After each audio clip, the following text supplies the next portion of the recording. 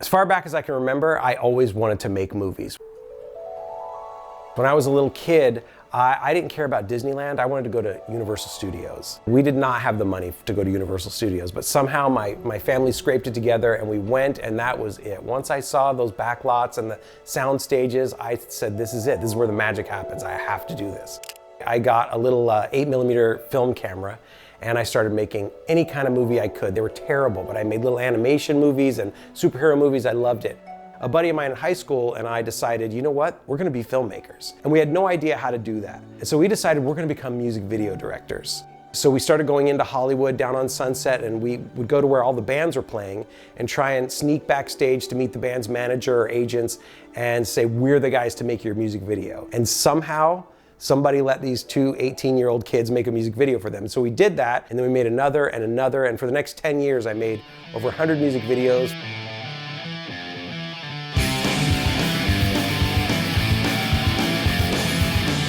That was kind of my film school. That's where I learned how to shoot and edit, and it was an awesome time.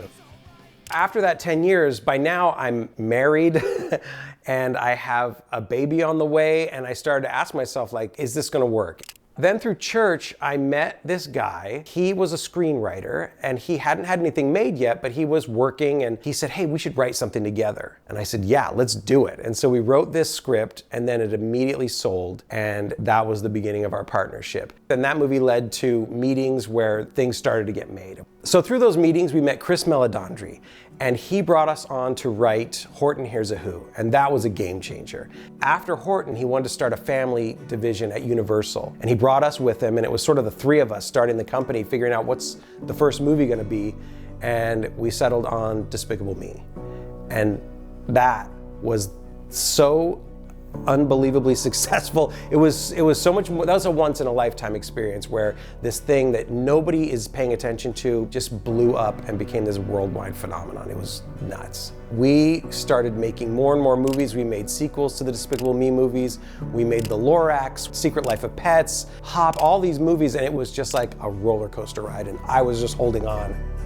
I was this kid with this big dream, and somehow it came true. And the crazy thing is, I didn't realize that that really wasn't my dream. I didn't realize there was another part to this dream, which was my family and being a dad and being a husband.